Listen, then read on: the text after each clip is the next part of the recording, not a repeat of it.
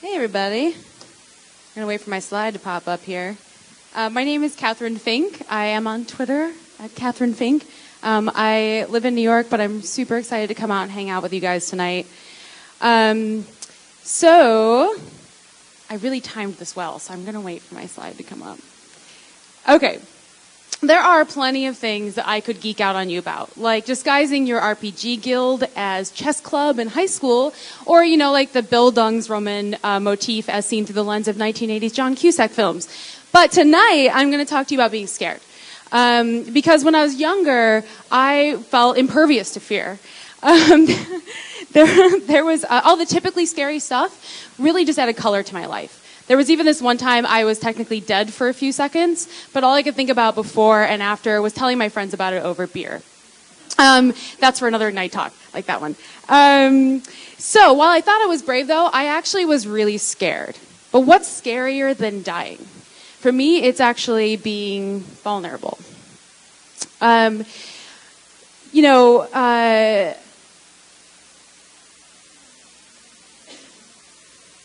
Yes. So while I thought I was brave, I was actually really vulnerable. And for me, this story begins when I moved to France, actually.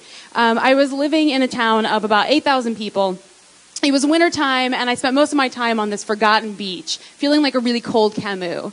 And I loved it, right? It was just me, myself, and time to be the great artist that I always knew I was destined to be, right? That and the wine was really cheap. But after a few months, I actually got so desperate for companionship, I chased down a stray dog to take a picture of it. Life was maybe getting a little too existential. So I realized that, connecting with people, when I realized that connecting with people was going to be an essential part of being happy, I was terrified. I had friends, like wonderful, really close friends, but in my mind, the definition of an artist was lone wolf or, forces of nature or bright star, all these solitary idioms. But I figured, that really messed with this idea of who I was, but if you can't beat them, join them in a big way. So I had the brilliant idea to confess to my closest friend that I not only needed him, I needed him. And I moved to a city I always vaguely loathed, New York, to live with my best friend of 6 years, like in the same bed. Brilliant idea, I know. And I loved that adventure at first. I thought, hey, I could get used to this whole being human thing. For about 7 days, after which time he confessed that he had been dating someone else for a year, and that someone was gay, which meant that he was gay too. Which is all fine and good, but I didn't get it. I was like, I'm being brave. I should be totally rewarded for this. But I had yet to realize that the payoff for me is in being vulnerable, not in being brave. And I moved on to bigger and scarier things, namely this guy. It was your typical boy meets girl story. He was the newly separated and not yet divorced man who was 9 years older than I, and not at all like my type. I was updating my OkCupid profile almost every single day, except for the part about open relationships. That stayed the same. So we started hanging. Oh, we worked together. It had brilliant idea written all over it. So we started hanging out, and I told him that nothing would happen. And then I kissed him, and I told him nothing would happen. And then I got really scared one night that maybe nothing would happen. And so I did the only rational thing, and I preemptively broke up with him. I tried to, at least, because he actually called me out for being scared. And he made himself vulnerable to me. And he went from being the last person that I imagined myself being with to being the best possible person for me to wind up with. So a year and a half later, when I asked him to marry me, it was the least scary thing I've done in my life.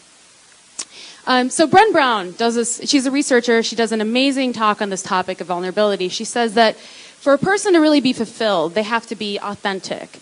And that might sound a little life coachy, but all it really means is letting go of this idea of who you thought you should be to be who you are.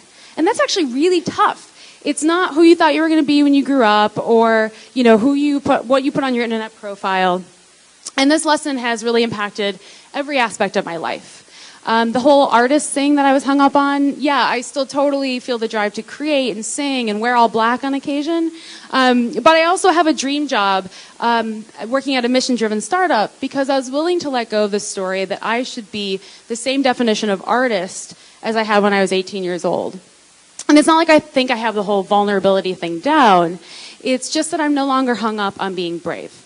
Because you can be brave and get through a lot of scary times, but I found that it's only being vulnerable that I've been able to grow. So, you should say hi.